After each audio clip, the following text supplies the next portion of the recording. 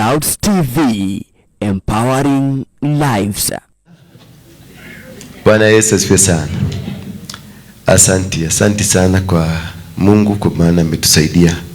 Ni Mungu muumba. Tunazungumzia kuhusu Mungu muumba aliyetuumba. Unajua Mungu ni wengi. Bwana Yesu asifiwe sana. We have so many gods. But today nataka tuangalie mambo ya how ready are you for the work of God? How ready are you for the work of God? Unakuwaga uko, yani ukamilifu wako katika kazi ya Mungu uko aje? Are you here because of the work of God, or you are here because of PR? You here because of, or you are serving? Why are you serving God? Can you ask yourself? Just jiulize, ask yourself loudly. Ongea, ask yourself, jiulize tu na sauti kubwa. Ninafanyaga kazi ya Mungu ama nafanyaga kazi yangu? Jiulize tu na nguvu. Una asking loudly or thinking loudly. Jiulize umejijibu aje? Mama Maria, umejijibu aje? Na watu wa Maria wanaenda huko usubukia wote. Na alionekana. Lakini niliona ni kama wale wasugu najua wana kitu image kama hilo, unaonanga kwa bazi nazunguka, unaona kamoka kitu kanapita huko juu hivi. Niliona hiyo ni mchezo wanatucheza. Alionekana hapa. Amekuja tena. Tusaidie tu. Hii maneno hatujui. Hii maneno hatujui. Ni mama wa Mungu.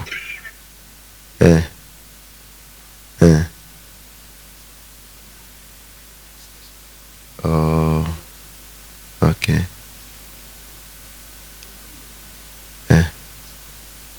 Maria mama mtakatifu.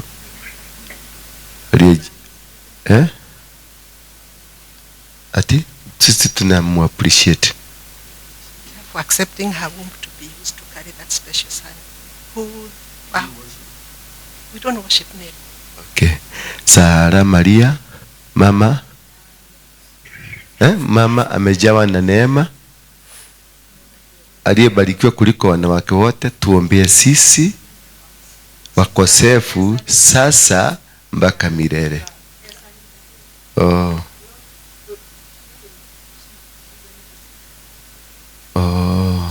Ni intercession. Okay. Pigia mama Maria makofi. Asante. We love her. I just love her. Nampenda. Maana ni mama kama mama yangu. Na akazaa kiongozi. Si hata mama yangu amezaa kiongozi. Bwana Yesu asifiwe sana.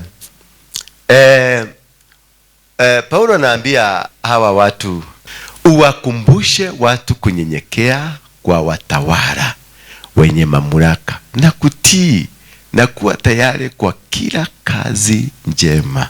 Bwana Yesu asifiwe sana. Paulo alikuwa anawakumbusha wanafunzi ambao amewafundisha ya kwamba the doctrine of Jesus Christ is about being submissive, kunyenyekea, kutafuta Mungu na kurespect watawala. It doesn't matter what kind of watawala ambao wako juu yako, lakini mtu yote mwenye ako juu yako anasema muwaheshimu, uwakumbushe. In fact anawaambia malirikanie, wakumbushe kunyenyekea kwa watawala wenye mamlaka. Bwana Yesu asifiwe sana. Na kutii na kuwa tayari kwa kila kazi njema. Kuna mambo matatu, ni kunyenyekea na kutii na kuwa tayari. These are three things, components ambazo lazima tukue nazo. Lazima unyenyekee. Kunyenyekea ni nini? Kunyenyekea ni kutii mafuta iliyo juu yako. Kutotia kejeli. Bwana Yesu asifiwe sana.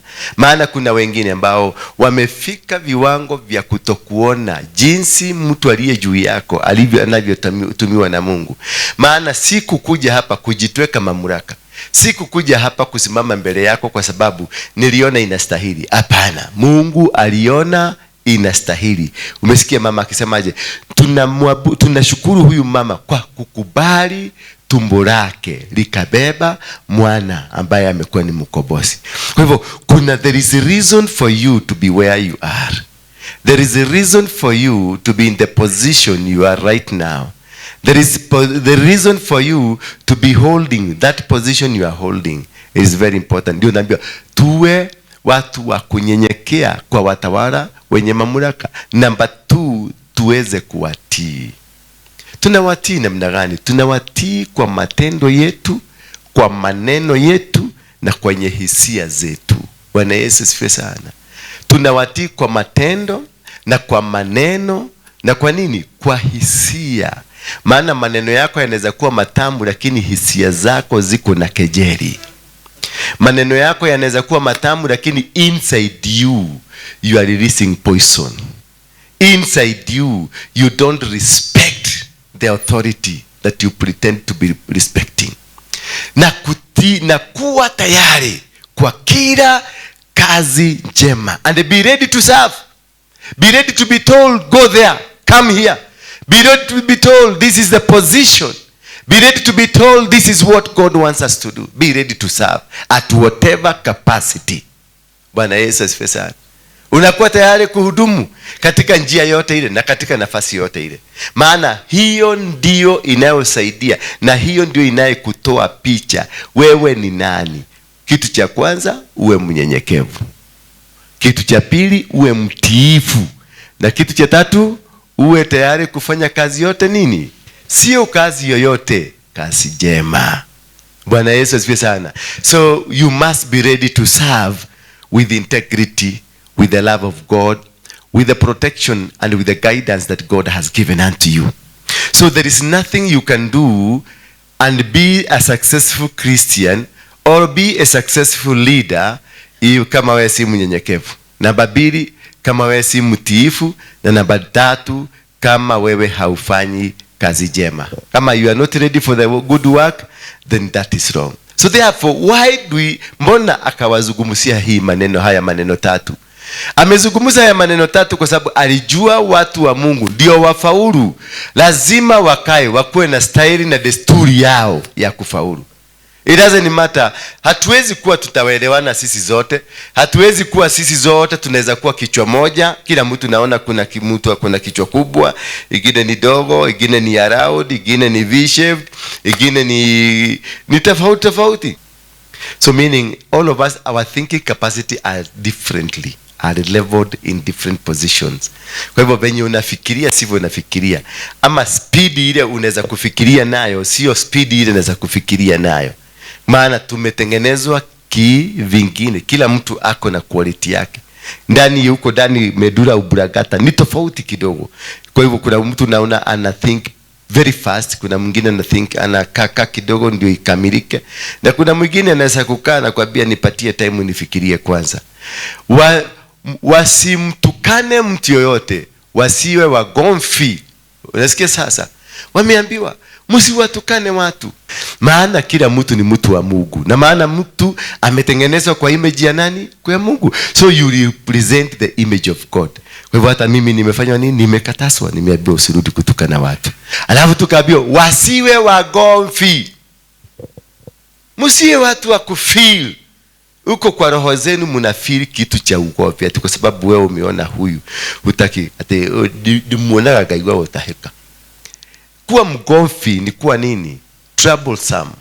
At every time there is a class, there are people that you like and there are people you don't like. Kuna watu ambao unaona ni wa maana kwako, wengine si wa maana kwako. Every human being is important in your life. Every human being has a purpose why he was brought into your life.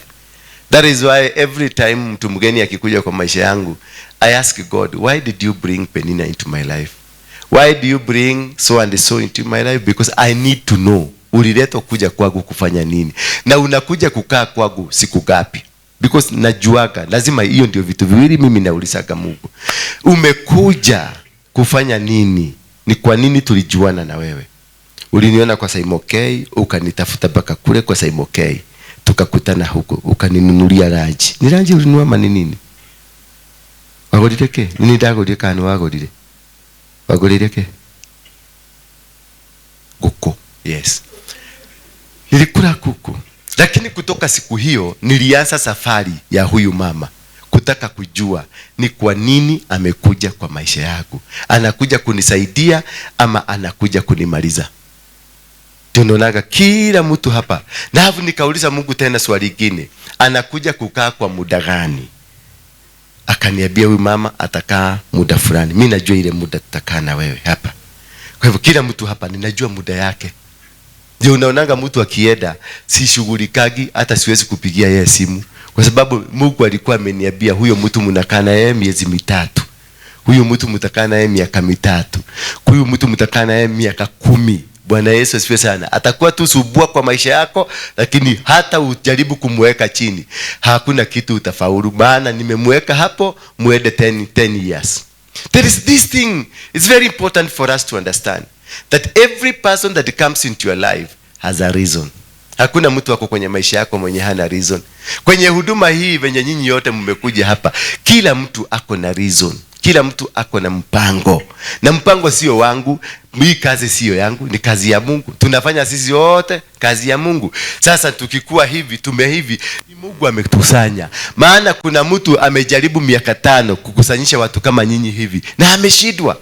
Kwa hivyo siwezi taka kucheza na wewe, maana si mimi nilikulete. Kama ingekuwa ni akili yangu ama ingekuwa ni mipango yangu, ingekuwa sasa nyinyi mungekuwa mshaenda.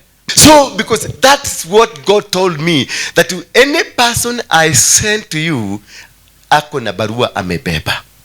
Until that person is able to deliver the letter, keep them. Until that person is able to deliver the reason and the purpose alikuja katika maisha yako, keep them. And that is what accomplishes and finishes the work that God put in you. Because tumepatiwa kazi, na hii kazi tumepatiwa iko na watu wasaidizi, watu wa kusaidia. Bwana Yesu asifiwe. Kuna watu ambao wanafaa kuikamilisha na kufanya kazi iweze kuenda mahali inatakikana. Kwa hivyo Josephine, mimi nimepatiwa kazi na Josephine akatumwa. Josephine alipotumwa, alitumwa kwa sababu kwa hii kazi iko na mianya. Kwa hivyo mwanya mmoja umeandikwa Josephine.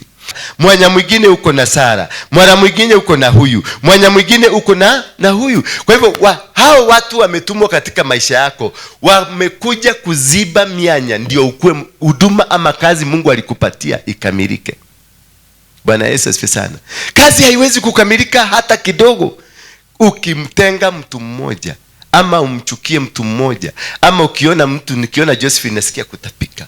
It can't, your work will not be accomplished. And as a father, as a mother, I'm supposed to bring all the children together.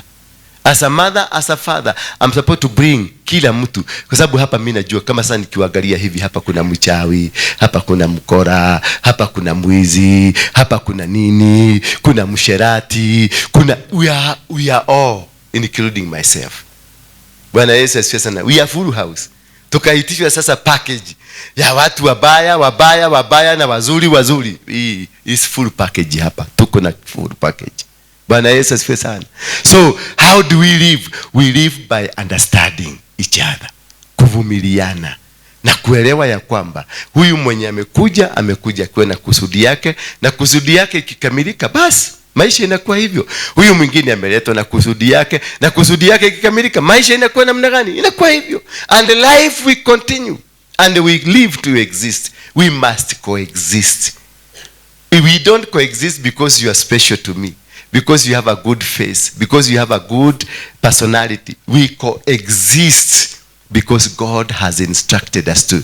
Wasitukane mtu yoyote, wasiwe wagomvi, wawe wema, wakiwa wapole sana kwa watu wote. Wawe wema, wakiwa wapole sana kwa watu wote.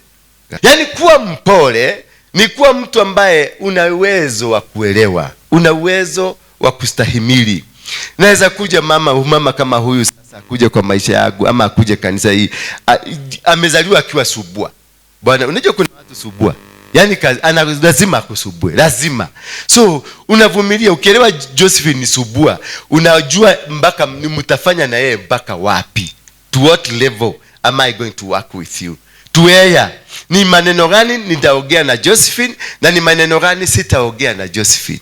Bwana Yesu asifiwe sana. Kwa sababu Josephine anatafutaga tu kitu kadogo tu, uongee tu aseme si unaona sasa nilisema tu unanichukia, because yeye ndani yake ni roho ya sumbua. Kuna wengine wanaweza kukuchokosa, wanakusugua, anakusukuma tu ndio uongee. Kwa hivyo ni vizuri kwa wawe wema, wakiwa wapole sana kwa watu wote. Let us be good to everybody, irrespective huyu mtu unampenda ama haumpendi. Kama anaingia kwa kirasi yako, kwa kiatu yako, kama haigii, kama haidini, watu wote ni wazuri. Bwana Yesu asifiwe sana. Na ndio naonaga kuna mtu mwingine alikuwa ananiuliza juzi, unawezaje kutembea na mtu na unajua huyu ni mtu ni mchawi, amekuwa akikupiga. Nakwambia huyu mtu amenipiga, si mimi anapigaga kazi ile iko ndani yangu, na hiyo kazi sio yangu. So mimi sina uwezo wa kumpiga, maana anachokipiga si changu. Kuna mwenyewe na mwenyewe atamshughulikia. Bwana Yesu asifiwe sana. Kwa sababu siwezi kusimama nikasema ati kazi ninasema hapa ni yangu. Hii si yangu, iko na mwenyewe. Sasa wakati unaniinukia kunipiga, si mimi unapiga. Pigana na ile kazi, pigana na hiyo kitu napigana. Wewe mtaulizana na mwenye kazi. Bwana Yesu asifiwe sana. Wewe tu ndio mtaulizana na nini? Na mwenye kazi. Kwa hivyo mimi napenda kila mtu. Namba 3 nasema maana hapo zamani, hapa nataka mshike vizuri. Maana hapo zamani sisi nasi tulikuwa hatuna akili kama hiyo sasa unasema uko nayo. Hatukuwa nayo. Sasa unasema uko na akili mingi, wewe ni mtu wa maana sana. Hatukuwa na hiyo akili hata sisi. Ni Mungu ameturekebisha. Ni Mungu ametusaidia. We are where we are because God has helped us. Tutialie tulikuwa baya kuliko wewe, Yesu ni Bwana. Tulikuwa wabaya. Maana hapo zamani sisi nasi tulikuwa hatuna akili, tulikuwa waasi, tulikuwa watu tumedanganywa, huku tukitumikia tamaa na anasa za namna nyingi, tukiishi katika uovu na usuda, tukichukiza na tukichukiana. We were like you. Sasa wewe ni kujaribu, unajaribu kupretend unaweza kuweza. We were like you. Tulikuwa wabaya, tulikuwa tunachagua, tunasema huyu mzee hataki kuona, huyu mama hataki kuona, lakini sisi naona kama mzee naona Mungu, nikiona huyu mama naona Mungu, nikiona huyu mama naona Mungu. Maana there is hope. And I have gone through this class. Nimefundishwa na ni mielezo ya kwamba na Mungu, hii mambo yote uko nayo chukizo sio yangu, ni ya shetani. Na Mungu kaniambia, unataka bado kuendelea kukaa kwa shetani ama unataka kukuja kwangu? Nikamwambia ninataka kukuja kwako. Naye akaniambia, basi ukwe na akili. Namba 2, uache kudanganywa, uache kuwa muasi. Namba 3, uache kudanganywa. Namba 4, uache tamaa, uache anasa, na uache uovu, na uache husuda, na basi uache kuchukiza wala kuchukia. Usikue kuna mtu wako ambaye ni mzuri, usikue kuna mtu wako ambaye ni mbaya. Beba kila mtu vizuri, wapende, maana sisi ni watoto wa Kristo. Kristo alitupenda. Damu iliyotiririka msalabani ilimwagika kwa ajili ya kila mtu. Anasema maana ndio akatoa mwanae wa kipekee, ndio fanya nini? Atakaye muamini na atakaye mfuata naye atapata ukombozi. Bwana Yesu asifiwe sana. Kwa hivyo kuna kitu ambacho huyu Paulo anazungumzia. Maana hapo zamani na sisi tulikuwa hatuna akili, tulikuwa waasi, tumedanganywa huku. Yani kwa hivyo hii maneno unaonaga, sisi ni waasi, sisi hatupendani, tunagogana, tunalimana. Kuna kitu ambacho ni kudanganywa. Kwa hivyo umedanganywa ukaambiwa huyu si mzuri. Bwana Yesu asifiwe sana. Umedanganywa ukaambiwa Waruinge si mzuri, ni apostol lakini si mzuri. Ukaambiwa fulani si mzuri. Si nyinyi hata nyinyi mlikuwa mmeambiwa mimi si mzuri? Kabla mkuje hapa, si mlikuwa mnajua mimi si mzuri? Ni mtu mbaya, mtu wa mogike. And this is life. This is normal. Maana ulidanganywa huku tukitumikia tamaa. ulidanganywa, kumbe ni tamaa za mamlaka, ni tamaa za kimazingira, ni tamaa za kiwishi. Hii maneno yote inakulete anasa za namna nyingi. Maana anasa za namna nyingi, anasa ni ile position ya kuona wewe you are positioned in a position that you don't need anybody to come near you, or rather you don't need anybody's help. Hauhitaji msaada wa mtu yote. Unajipata kuna watu wanasema I don't need you, just keep off. Whatever you want to, what kind of advice are you giving me? Or you want to advise me? No, we don't need your advice. Tuko sawa. Hizo ndizo tamaa na za anasa za namna nyingi, tukiishi katika uovu. Maana huo ndio uovu. You can never hear ukuwe na mtu hapa ambaye hawezi kuzungumza kwake, yet you call yourself a Christian. You are not a Christian. Wewe ni mtu mwovu, ni mtu ambaye uko na tamaa za anasa. Bwana Yesu asifiwe sana. Katika uovu na katika husuda, tukichukiza na tukichukiana. The Bible has said you don't, usisimame katika mnara wowote ule ukatangaza ya kwamba kuna mtu ambaye haumpendi, because you hate Christ. Kama kuna mtu ambaye unamchukia, you hate Christ, because every man and every woman is made in the image of God. And if you have somebody that you hate, you don't hate that somebody, you hate the God you are worshiping. Lakini wema wake Mungu mwokozi wetu na upendo wake kwa mwanadamu ulipofunuliwa, alituokoa. Hello.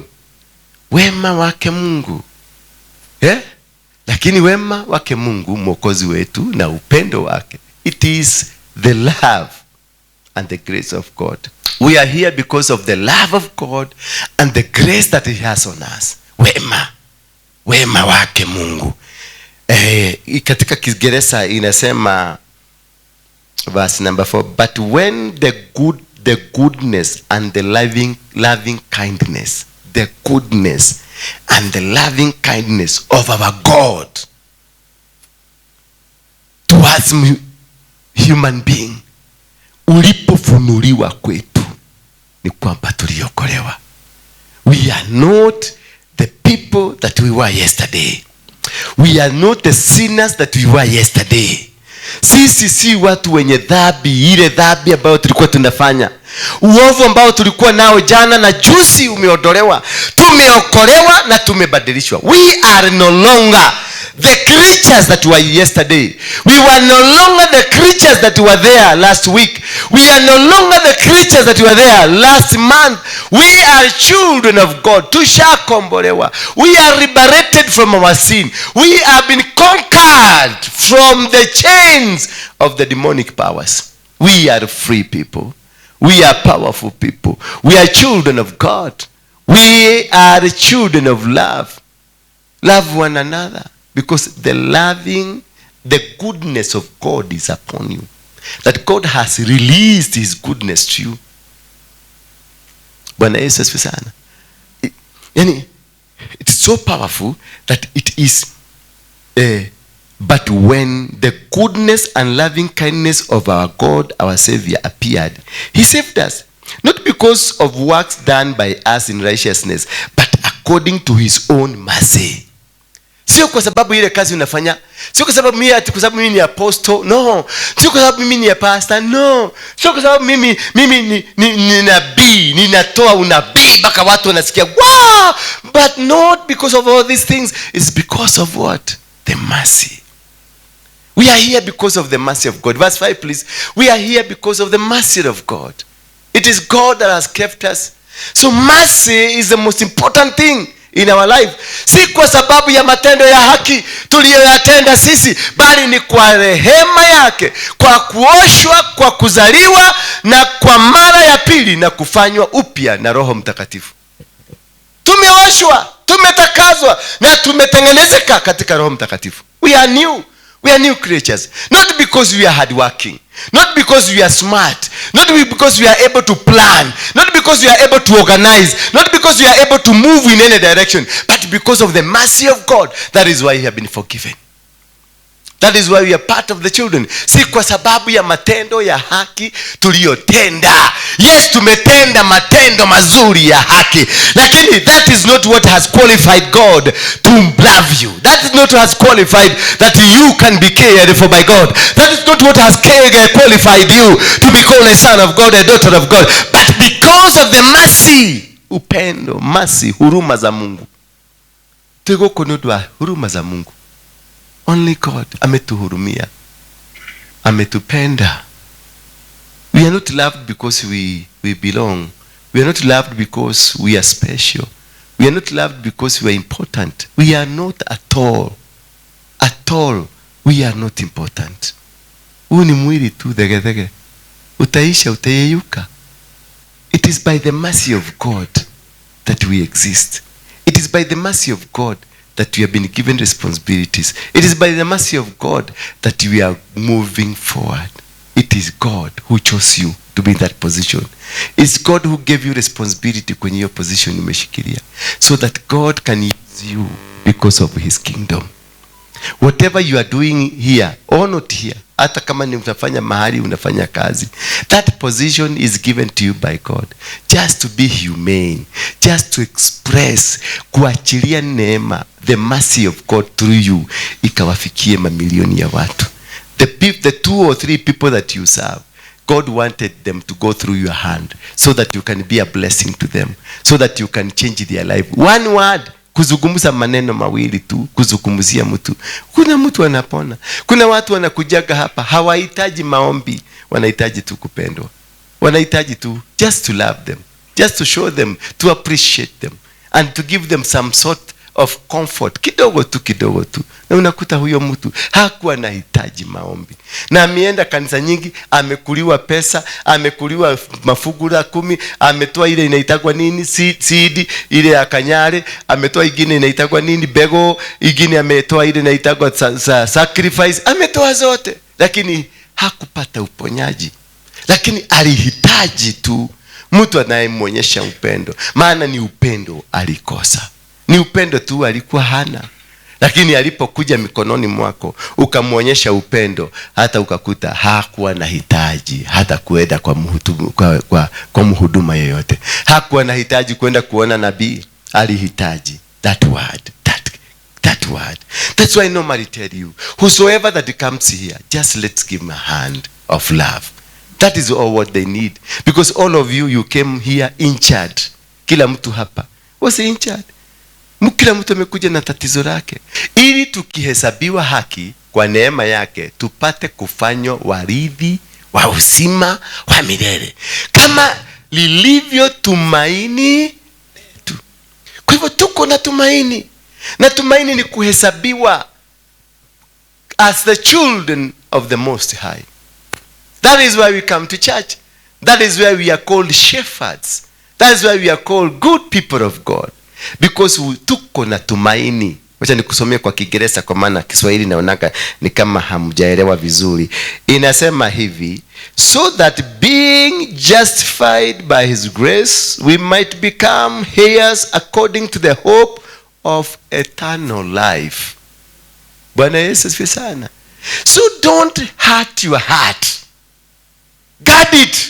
Wacha kuumiza moyo wako na kuona watu ambao unaona ni kama hawafai, wengine wanafaa, wengine ni wazuri, wengine unaumiza moyo wako. You are poisoning your heart. You are killing the promise of God in your life, that this God, so that you get the eternal life. Maana tuko na tumaini which is eternal. And when you spoil yourself with many things that does not help you, it means the eternity of God in you will not work. Haitafanya kazi. Yet you come here every Sunday, yet you come here every day, yet you come every time you are here, and the people see you and you think you are, but you have a grudge against one another. Please, my dear sisters, my dear brothers, achana. Hata Biblia inatuambia namna gani ukakuja kuleta dhabihu yako hapa, ukubuke kuna mtu ambaye hamyogei, mtu ambaye hamsugumusi. Wacha dhabihu yako, kibia mwende msameheane, kisha ukuje ufanye ibada. Maana hata ufanye ibada gani, hiyo ibada haitakamilika. If you have somebody that you cannot be able to talk to, a person you cannot be able to be associated to, a person you cannot be able to do with, it means your services, your tithes, your givings are not accepted. You are wasting. Unapoteza. Tafuta leo, siku ya leo, kama kuna mtu unajua huyu mtu atuogeaki na yeye. Sio lazima ukue rafiki yako, sio lazima ate tulesheraga nawe, no, but usinibebe vibaya. Nipende na upendo wa nani? Upendo wa Kristo. Simple and clear. Nipende na upendo wa Kristo. Simple and clear. The rest wachana nayo. Hii mambo ya intimacy, hii mambo ya kuwa karibu, hii mambo ya kutembea na mimi, hiyo wacha. Just have that simple line, that simple boundary. Have that love of God. Love that person. Mpende. Maana hukuweza kumuuba. Kitu ambacho haukuwezi kuuba, unakichukiaje? How can you hate something that you never created? You must be able to do as God has said. The Bible is instructing us how to live, how to do things. Ni neno la kuaminiwa, na mambo hayo nataka uyasisitize sana. Bwana Yesu asifiwe sana. I want you, the saying is trustworthy. The saying is trustworthy, and I want you to insist on these things. I want you to insist on that love. Wedo. We are children. Sisi zote ni wafuasi wa Yesu Kristo. Wedo, tupendane. Insist. I want you to insist in this love. I want you to make sure that you don't have anybody abaye umemubeba kwa hii nyumba. I want you to go knowing that these people, the creatures that I have here, they are all from heaven. Sisi ni wote ni watoto wa Mungu. Don't carry, because those people who carry, who haba kitu amebeba hapa kwa moyo wake, amebeba poison. Na watu hao ukiwachugusa wako na ulcers, wako na H. pylori, wako na pressure, wako na visukari, wako na cancer. They have a problem in their body. Why? Because accommodate a poison inside your body. Don't. You have no right. God does not hate us. God loves us. Irrespective of how bad we look. Irrespective of how dirty we are. Irrespective, because all of us, mtu akakwambia hana dhambi, amekudanganya. Ndio kwa maana damu ya Yesu ni kila wakati. Every single second, damu ya Yesu. Every single second you speak the blood of Jesus. No one here, no one on earth, no one abaye hajakosea. As long as uko katika dunia hii. Kama Yesu mwenyewe alikasirishwa na mti akauchapa. We are sons and daughters of the Most High. Let's love one another. Let's walk as brothers and sisters. Let's care people's hearts. Kick people's emotions. Let's take care of them. Take care of the emotions. Unapoenda kupanga kuinukia mtu, ama unapoenda kuzungumzia mtu kule nje maneno ingine ambayo ni mabaya, kumbuka huyu ni baba ya watu. Kumbuka huyu ni mama ya watu. Kumbuka huyu ni mtoto amezaliwa na mama. But you also have a weakness that I am strong, that I will need to help you. Bwana Yesu asifiwe sana. Hakuna mtu anaweza kuishi dunia hii peke yake. Hakuna mtu anaweza kuishi dunia hii kwa upweke. We need a brother, you need a sister. You need somebody to walk with. You need somebody to stand with you. You need somebody to be there for you. You need everybody to be there for you. Sema amen. God, thank you.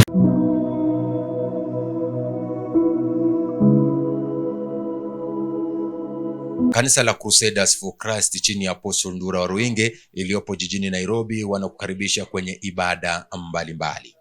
Siku ya Jumatatu ni siku ya maombi hapa kanisani kuanzia mida ya saa 3 asubuhi hadi saa 11 jioni, na siku ya Jumanne imetengwa kwa ajili ya kuonana na apostle moja kwa moja kuanzia mida ya saa 3 asubuhi hadi saa 11 jioni, na siku ya Jumatano ni siku ya ibada ya ukombozi kuanzia saa 5 asubuhi hadi saa 9 mchana. Siku ya Alhamisi ni siku ya kuonana na apostle moja kwa moja kuanzia mida ya saa 3 asubuhi hadi saa 11 jioni, na siku ya Ijumaa ni siku ya maombezi hapa kanisani kuanzia saa 3 asubuhi hadi saa 11 jioni. Siku ya Jumamosi kikundi cha ibada na sifa wanakutana kwa ajili ya maombi na maandalizi ya ibada za Jumapili. Siku ya Jumapili ibada ya kwanza inaanza saa 1 asubuhi hadi saa 2 kamili asubuhi, na ibada ya pili inaanza saa 2 kamili hadi saa 4 asubuhi, na ibada ya tatu inaanza saa 4 asubuhi hadi saa 7 unusu mchana. Kisha ibada ya ukombozi inaanza saa 9 mchana hadi saa 11 jioni. Vile vile unaweza fuatilia ibada zetu kupitia YouTube channel Bethel Clouds TV, na vile vile kwenye ukurasa wetu wa Facebook The Synagogue.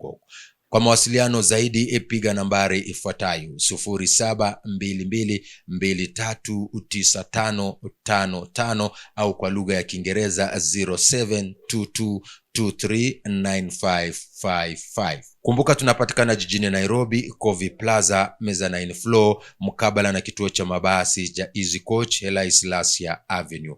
Mungu akubariki unapojiandaa kuabudu nasi.